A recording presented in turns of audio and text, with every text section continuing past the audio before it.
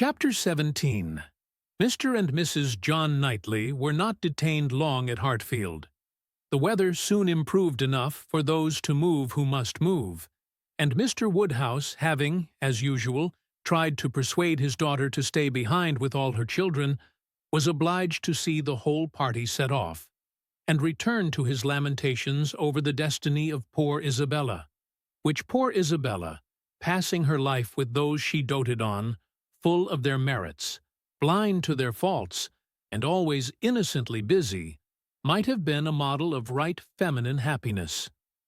The evening of the very day on which they went brought a note from Mr. Elton to Mr. Woodhouse, a long, civil, ceremonious note, to say, with Mr. Elton's best compliments, that he was proposing to leave Highbury the following morning in his way to Bath, where, in compliance with the pressing entreaties of some friends, he had engaged to spend a few weeks, and very much regretted the impossibility he was under, from various circumstances of weather and business, of taking a personal leave of Mr. Woodhouse, of whose friendly civilities he should ever retain a grateful sense, and had Mr. Woodhouse any commands, should be happy to attend to them.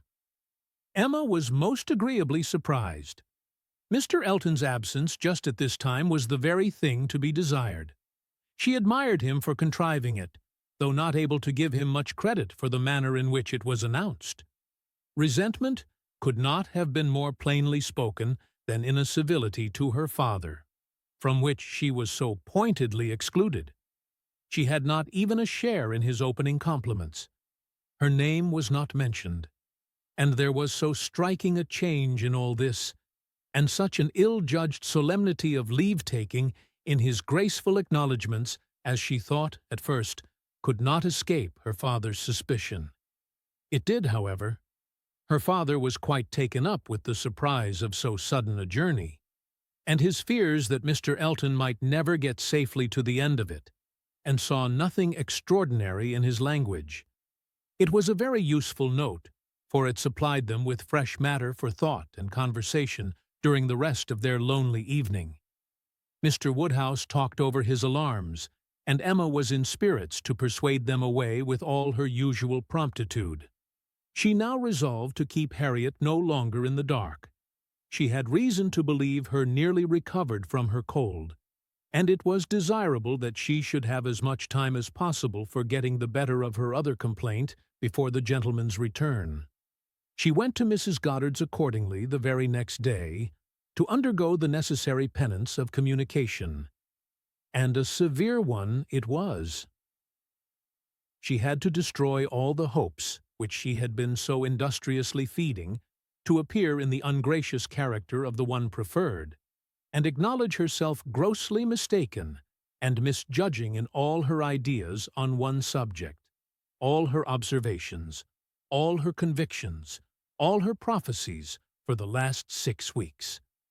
The confession completely renewed her first shame, and the sight of Harriet's tears made her think that she should never be in charity with herself again.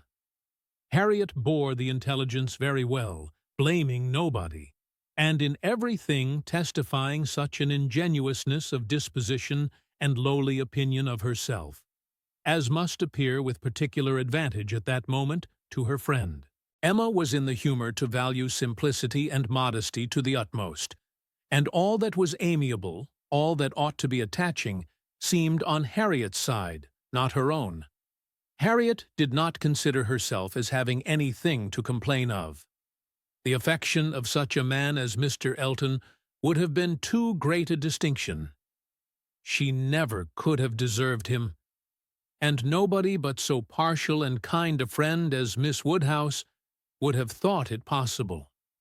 Her tears fell abundantly, but her grief was so truly artless that no dignity could have made it more respectable in Emma's eyes, and she listened to her and tried to console her with all her heart and understanding, really for the time convinced that Harriet was the superior creature of the two, and that to resemble her would be more for her own welfare and happiness than all that genius or intelligence could do. It was rather too late in the day to set about being simple-minded and ignorant. but she left her with every previous resolution confirmed of being humble and discreet, and repressing imagination all the rest of her life. Her second duty now, inferior only to her father's claims, was to promote Harriet's comfort, and endeavor to prove her own affection in some better method than by matchmaking. She got her to Hartfield, and showed her the most unvarying kindness, striving to occupy and amuse her, and by books and conversation to drive Mr. Elton from her thoughts. Time, she knew, must be allowed for this being thoroughly done, and she could suppose herself but an indifferent judge of such matters in general, and very inadequate to sympathize in an attachment to Mr. Elton in particular. But it seemed to her reasonable that, at Harriet's age, and with the entire extinction of all hope, such a progress might be made towards a state of composure by the time of Mr. Elton's return, as to allow them all to meet again in the common routine of acquaintance, without any danger of betraying sentiments or increasing them. Harriet did think him all perfection, and maintained the non-existence of any body equal to him in person or goodness, and did, in truth, prove herself more resolutely in love than Emma had foreseen. But yet it appeared to her so natural, so inevitable to strive against an inclination of that sort unrequited, that she could not comprehend its continuing very long in equal force. If Mr. Elton, on his return, made his own indifference as evident and indubitable as she could not doubt he would anxiously do, she could not imagine Harriet's persisting to place her happiness in the sight or the recollection of him. Their being fixed, so absolutely fixed, in the same place, was bad for each, for all three. Not one of them had the power of removal, or of effecting any material change of society. They must encounter each other, and make the best of it. Harriet was farther unfortunate in the tone of her companions at Mrs. Goddard's, Mr. Elton being the adoration of all the teachers and great girls in the school, and it must be at Hartfield only that she could have any chance of hearing him spoken of with cooling moderation or repellent truth.